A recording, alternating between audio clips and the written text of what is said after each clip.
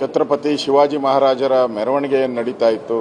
ಆ ಮೆರವಣಿಗೆ ಮೇಲೆ ಮುಸ್ಲಿಂ ಮತಾಂಧರು ಕಲ್ಲು ತೂರಾಟ ಮಾಡಿ ಶಿವಾಜಿ ಪ್ರತಿಮೆಗೆ, ಆ ಕಟೌಟ್ಗೆ ಅವಮಾನ ಮಾಡಿರ್ತಕ್ಕಂಥ ಘಟನೆ ಇಡೀ ರಾಜ್ಯದಲ್ಲಿ ಉದ್ವಿಗ್ನಗೊಂಡಿದೆ.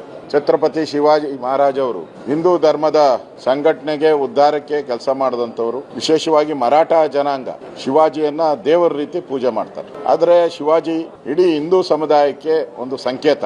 ಅಂತ ಒಂದು ಮೆರವಣಿಗೆ ಮೇಲೆ ಈ ದುಷ್ಕರ್ಮಿಗಳು ಕಲ್ಲು ತೂರಾಟ ಮಾಡಿ, ಪೊಲೀಸರ ಮೇಲೆ ಹಲ್ಲೆ ಮಾಡಿ, SP ಮೇಲೆ ಕಲ್ಲು ತೂರಾಟ ಮಾಡಿ ಗಾಯ ಆಗಿರುವಂತದ್ದು, ಇವೆಲ್ಲನೂ ಕೂಡ ಪೂರ್ವ ನಿಯೋಜಿತ.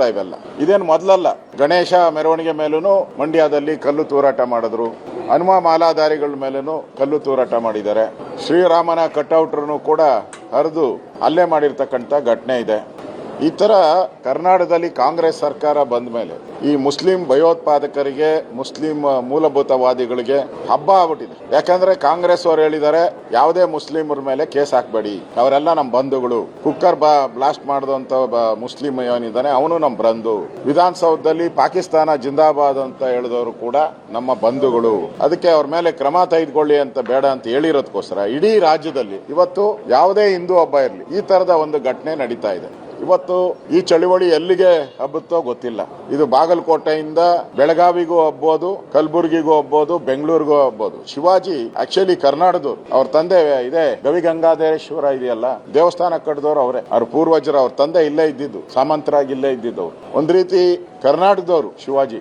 ಅಂತ ಶಿವಾಜಿ ಮೇಲೆ, ಅವ್ರ ಮೆರವಣಿಗೆ ಮೇಲೆ ಹಲ್ಲೆ ಮಾಡಿರ್ತಕ್ಕಂಥದ್ದು ಇದು ನೇರ ಹೊಣೆಯನ್ನ ಕಾಂಗ್ರೆಸ್ ಅವರು ಹೊರಬೇಕು. ಇವ್ರ ಕಿತಾಪತಿ ಇಲ್ದಿರ ಇಷ್ಟೆಲ್ಲ ಆಗ್ತಾನೆ ಇರಲಿಲ್ಲ. ದುರಾಡಳಿತದ ಪರಮಾವಧಿ.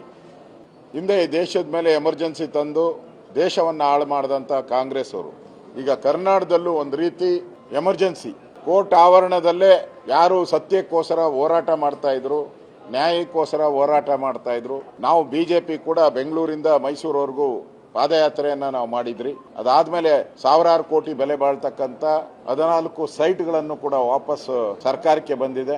ಇಡಿಯವರು ಕೂಡ ಸುಮಾರು 300 ಕೋಟಿಗೂ ಹೆಚ್ಚು ಹಣವನ್ನ ಸೀಸ್ ಮಾಡಿದ್ದಾರೆ. ಸಾವಿರಾರು ಸೈಟ್ಗಳನ್ನು ಸೀಸ್ ಮಾಡ್ತಾ ಇದ್ದಾರೆ. ಈಗ ಅಂದ್ರೆ ಸರ್ಕಾರದ ಬೊಕ್ಕಸಕ್ಕೆ ಸಾವಿರಾರು ಕೋಟಿ ರೂಪಾಯಿ ವಾಪಸ್ ಬಂದಿದೆ. ಇದಕ್ಕೆ ಮೂಲ ಕಾರಣ ಅಂದ್ರೆ ಸ್ನೇಹಮಯಿ ಕೃಷ್ಣ ಅವರು ಫಸ್ಟ್ ಕೇಸಲ್ಲಿ ದಾಖಲು ಮಾಡಿದ್ರು. ಅದಾದ್ಮೇಲೆ ಈ ಘಟನೆಗಳೆಲ್ಲ ಆಗಿದೆ. ಅಂತವ್ರನ್ನೇ ಯಾರು ಗಾಂಧೀಜಿ ಆದರ್ಶಗಳನ್ನ ಇಟ್ಕೊಂಡು ಹೋರಾಟ ಮಾಡ್ತಾ ಇದ್ದಾರೆ, ಆ ಗಾಂಧೀಜಿ ಆದರ್ಶಗಳ ವಿರುದ್ಧವಾಗಿ ಕಾಂಗ್ರೆಸ್ ಅವರು ಅವ್ರನ್ನ ಕೋರ್ಟ್ ಆವರಣದಲ್ಲಿ ಬಂಧಿಸಿರುವಂತದ್ದು ಅಕ್ಷಮ್ಯ ಅಪರಾಧ. ನ್ಯಾಯದ ಒಂದು ಕತ್ತನ್ನ ಇಸ್ಕುವಂತ ಕೆಲಸವನ್ನ ನೀವು ಮಾಡ್ತಾ ಇದ್ದೀರಾ. ಒಂದ್ ಕಡೆ ಪಾಕಿಸ್ತಾನ ಜಿಂದಾಬಾದ್ ಅಂತ ವಿಧಾನಸೌಧ ಒಳಗಡೆನೆ ನಿಮ್ಮ MP ಬೆಂಬಲಿಗರೆಲ್ಲ ಕೂಗಿದ್ರೆ ಅವ್ರ ಮೇಲೆ ಏನು ಕೇಸ್ ಇಲ್ಲ.